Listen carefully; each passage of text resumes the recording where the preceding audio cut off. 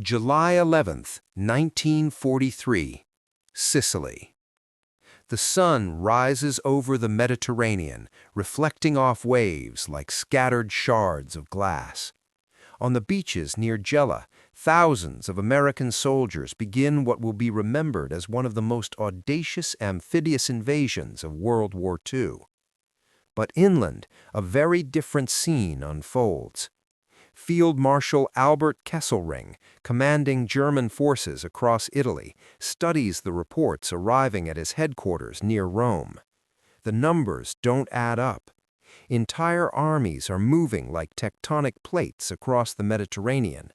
Thousands of ships, thousands of aircraft, and hundreds of thousands of men, all converging on a narrow stretch of Sicilian coast. Kesselring is no stranger to warfare. He has faced setbacks, surprises, and disasters, and he has planned around them. He understands that wars aren't simply won by courage or individual tactics. They are won by logistics, coordination, and the ability to replace what you lose. Supplies, reinforcements, artillery, these are the real levers of victory. Still, the invasion shows vulnerabilities. The night before, Allied paratroopers had been dropped across southeastern Sicily. Wind, darkness, and navigational errors scattered them like ash in the sky. Units landed miles off course. Radios failed. Men drowned in rivers. What should have been a surgical operation looked chaotic, human, and fragile. And that is the opening Kesselring sees. Every military manual ever written makes the same point. An amphibious landing is most fragile in its first 24 hours, before artillery is dug in, before tanks roll off the ramps, before the beachhead is consolidated. Hit it fast, hard, and decisively, and you can break it. He remembers Dieppe, 1942, men trapped between water and fire, pinned, shredded, retreat impossible. History's lessons are etched in his mind. By dawn, he makes his decision. The Hermann Göring Division, elite and disciplined, will spearhead a counterattack against the Americans at Gela. At the tip of this spear, 17 Tiger tanks. These are not ordinary tanks. They are legends of steel. Massive, imposing, and nearly indestructible, with armor thick enough to shrug off most Allied weapons. Their 88mm guns can kill from kilometers away. They are mobile fortresses, and in the hands of skilled crews, they are judgment rendered in fire and metal. Behind them, Panzer IIIs, Panzer IVs, half-tracks, and thousands of infantry march in a single coordinated wave. Over 4,000 men moving across the Sicilian farmland toward a thin American perimeter. The terrain favors them, flat, open, fast, a perfect stage for German doctrine and mechanized power. By mid-morning, the advance begins. German Tigers fire at American positions with calm precision. Foxholes collapse under bursts of armor-piercing fire. Machine gun nests vanish. Infantry is forced back step by step toward the beaches. American anti-tank rounds slam against Tiger armor, bouncing away harmlessly. The beachhead bends, and the Germans feel the surge of inevitability. This is how the invasion is meant to end. This is doctrine. This is 20 years of certainty embodied in steel and firepower. For 90 minutes, it seems Kesselring is right. Until the impossible happens. But Kesselring cannot see what is coming from the horizon. Offshore, beyond the line of sight of German observers, lies the Western Naval Task Force. Not just a protective escort for the landing craft, but a floating arsenal designed to annihilate anything foolish enough to advance on the beaches. Cruisers, destroyers, and battleships form a crescent of steel and firepower, anchored in the deep blue, ready to strike. On the beach, American naval gunfire liaison teams, men trained for this moment for months, with maps, radios, and nerves of iron, watch the German advance. They coordinate, calculate, and call in targets with cold, precise efficiency. Their fingers move over dials and switches. Coordinates are transmitted, corrections given, distances calculated. Every round is adjusted to land exactly where it will wreak maximum havoc. Then, at 9:10 a.m., the first salvo tears through the morning air. The sound is like the world itself cracking open. Rolling thunder travels inland. The earth shakes. Dust rises in columns as massive shells crash into the German formations. Tigers, the crown jewel of the Wehrmacht, lurch violently. Trucks are overturned. Infantrymen are thrown into the dirt by concussive blasts. Smoke and debris fill the air, creating a thick curtain that turns the advancing German units into disoriented silhouettes. The Germans try to comprehend what is happening. They look for flashes on the ground, for artillery positions, for enemy aircraft, but there is nothing. The enemy is not on land, not in the air. They cannot see it. And then the truth hits. The guns are coming from the sea. One cruiser opens fire, then another joins. Destroyers add their guns to the symphony of destruction. The shoreline becomes a zone of relentless bombardment. The Americans can rotate guns, reload endlessly, and hammer targets from impossible ranges. The Tiger tanks, machines designed to shrug off infantry attacks, become helpless. Tracks are destroyed, road wheels shattered, fuel trucks ignited, ammunition cooks off inside the hulls. The crews are thrown about, concussed, trapped inside steel tombs. Smoke fills the air, turning vision into chaos. These men, veterans of the Eastern Front, hardened by the battles of Kursk and Leningrad, are facing something utterly unnatural. Not because the Germans are weaker, but because the enemy is fighting in a way that defies expectation. You cannot flank it, you cannot shoot it, you cannot engage it. You can only endure the fury of a force you cannot reach. By 10 a.m., the elite German formation is in ruins. Tigers burn or lie disabled. Infantry and Panzer units scatter in panic. Radios are filled with incomprehensible chatter, orders drowned out by shock. Commanders struggle to regain cohesion, but the battlefield has dissolved into chaos. And at 11 a.m., the order comes: withdraw. 17 Tiger tanks, symbols of German dominance, 17 living fortresses of steel, have been rendered powerless in just 2 hours. The Hermann Göring Division, elite and disciplined, bleeds across the Sicilian plain. Vehicles are abandoned, formations are lost. Men who trained for years, who had faced Allied forces before, now retreat under an enemy they cannot even see. Kesselring's staff receives reports of mounting casualties. Confusion reigns. Then the truth crystallizes. The counterattack, intended to crush the invasion in a single morning, is annihilated not by tanks, not by aircraft, but by warships firing from the sea. This is a lesson no German manual had prepared them for. The enemy is not just an army, it is a system, a combination of logistics, coordination, firepower, and production that cannot be broken by bravery alone. The Americans have turned the ocean into a weapon platform.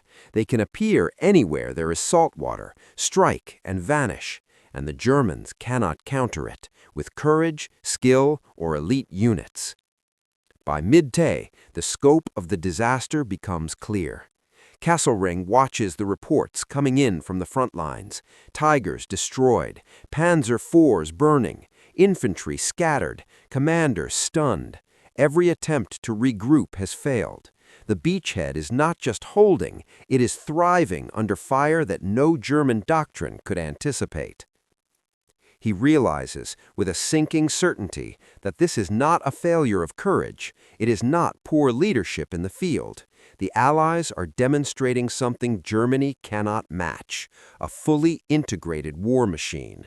Soldiers, ships, artillery, and logistics moving together with terrifying efficiency. Every advance the Germans make is met with destruction from a distance they cannot reach, from an enemy they cannot see. The Americans are not fighting a battle, they are enforcing an equation. Men and machines, combined with industrial output, can overwhelm even the finest troops. Kesselring knows this, and he knows it too late. On the beachhead, the Americans are methodical. Liaison teams coordinate strikes. Naval gunnery continues to hammer German formations. Casualties mount, but reinforcements land steadily. Supply chains, trucks, and fuel are replaced faster than the Germans can destroy them. Every loss is temporary. Every advance the Germans attempt is countered before it can succeed. By late afternoon, the Hermann Göring Division is in full retreat. The American artillery and naval bombardment have broken their cohesion. Elite soldiers, trained for years in blitzkrieg tactics, are now fleeing in disarray. Equipment is abandoned, vehicles disabled, and communication lines shattered. Kesselring understands the strategic truth. This is not an isolated engagement. It is a preview of what is to come.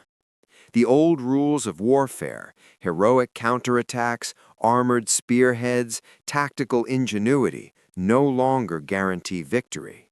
Industrial power, combined with coordination and technology, is the deciding factor. And the implications are terrifying.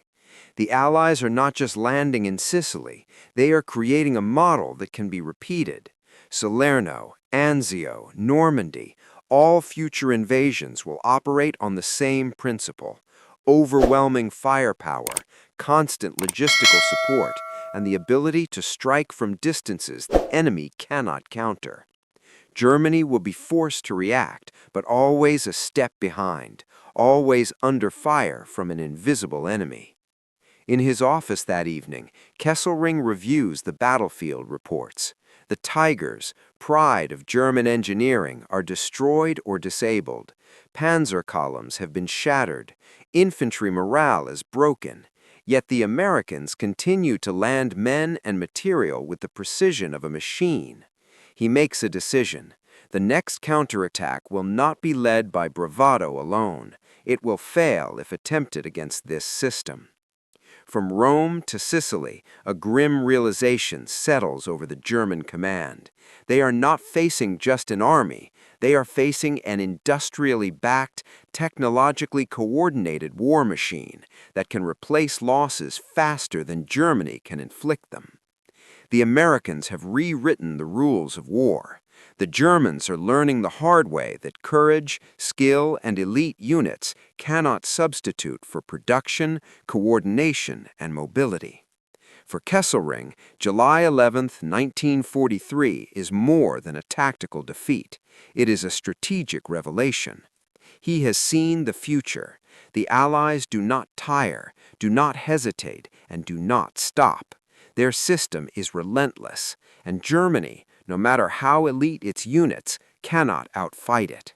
And in that moment, one truth becomes clear: the tide of war has shifted. The beachhead at Gela will hold. The invasion will continue. The Allies will advance across Sicily, onward to the Italian mainland, and eventually to France itself. Germany can no longer hope to win through elite units alone. The industrial power of the Allies now dictates the course of the conflict. And the lesson echoes far beyond Sicily. War is no longer a test of bravery. It is a test of systems, production, and coordination. The Germans can fight bravely, they can fight skillfully, but if they cannot match the enemy's system, they will lose. And with that realization, the commanders in Sicily begin the painful process of retreat, recalculation, and survival. By evening, the full picture of the morning's disaster is known. Reports from the front confirm the annihilation of the German counterattack. Tigers immobilized, Panzer divisions scattered, infantry decimated. The beachhead at Gela not only survived, it solidified. The Americans, meanwhile, are methodical. Casualties are replaced, ammunition flows, naval guns continue to guard the coast. Every reinforcement strengthens the beachhead. Every shell fired demonstrates the power of an integrated system. Kesselring convenes a meeting with his senior staff. There is no sugarcoating it. The Hermann Göring Division, the pride of German mechanized warfare, has been effectively neutralized in hours. What happened? He asks, almost to himself. The answer is simple, but terrifying. The Americans are fighting a war Germany cannot match. The lesson is immediate. Tactical brilliance cannot overcome logistical supremacy. Elite units cannot defeat a coordinated industrial machine. Heroism cannot pierce steel and gunfire raining from invisible positions. As the days pass, Sicily becomes a case study in modern warfare. Every German officer sees the same truth. The Allies have learned to integrate Army, Navy, and Air Force in a way Germany has not. Firepower is concentrated, precise, and relentless. Supply lines are maintained. Losses are temporary. Replacements arrive faster than the enemy can destroy them. The Tiger tank, once a symbol of invincibility, is now a cautionary tale. Its armor and firepower cannot protect it from combined arms. Its myth of dominance is shattered by coordination and industrial might. In the following weeks, Sicily falls. The Allies advance inland. German forces retreat to new defensive lines, each one a reaction, never a decisive counter. From this point, the impact of July 11th echoes across all theaters of the war. In Italy, commanders adapt, but always reactively. On the Eastern Front, the lesson is also clear. Material superiority and production capacity determine outcomes. In Normandy, the invasion planners will apply the same principles: massive artillery, overwhelming air support, endless supplies. Germany will again be forced to face an enemy whose strength is not just in men or weapons, but in systems and scale. For Kesselring and every German officer who survived Sicily, the conclusion is unavoidable. The war has entered a new phase. Individual brilliance matters less than integrated firepower. Courage matters less than production. Tactics matter less than logistics. This shift in warfare is permanent. Germany's finest weapons, soldiers, and leaders cannot overcome the industrial and technological power of the Allies. The old rules of battle, the blitzkrieg, elite divisions, daring maneuvers, are no longer enough. The psychological toll is enormous. Men who fought with confidence on previous battlefields now face the reality that heroism cannot substitute for factories and naval guns. In Washington, London, and Ottawa, planners recognize the same principle. Integrated operations, combined arms, and industrial scale are decisive. July 11, 1943 is proof. Sicily becomes the blueprint for every subsequent Allied amphibious operation. And the lesson resonates even after the war. Military strategists study Sicily not for heroics, but for systems, for the orchestration of land, sea, and air, for the overwhelming force of logistics and production applied with precision. For Germany, the moment is irreversible. The gap between capability and reality cannot be closed by bravery or elite formations. The Allies have demonstrated that war is no longer just a contest of skill. It is a contest of system, scale, and endurance. And as historians will note, the defeat at Gela signals the beginning of the end for Axis ambitions in Europe. The myth of invincibility, symbolized by the Tiger tank, has been shattered not by superior soldiers, but by superior organization, coordination, and firepower. The beachhead holds. The invasion succeeds. Sicily falls. And the strategic lesson is clear. Underestimate the enemy's system, and even the most fearsome weapons are helpless. For the viewer, the takeaway is timeless. Bravery, skill, and elite units are vital, but in modern warfare, coordination, logistics, and industrial power often decide the outcome before a single shot is fired. So, what would you have done if you were in Kesselring's shoes that morning? Watch the Tigers be destroyed by forces you cannot see? How do you respond? The answer is uncomfortable, but history provides clarity. Adapt or be crushed by a system you cannot match. And with that, we close the chapter on Sicily, July 11th, 1943. See you in the next one.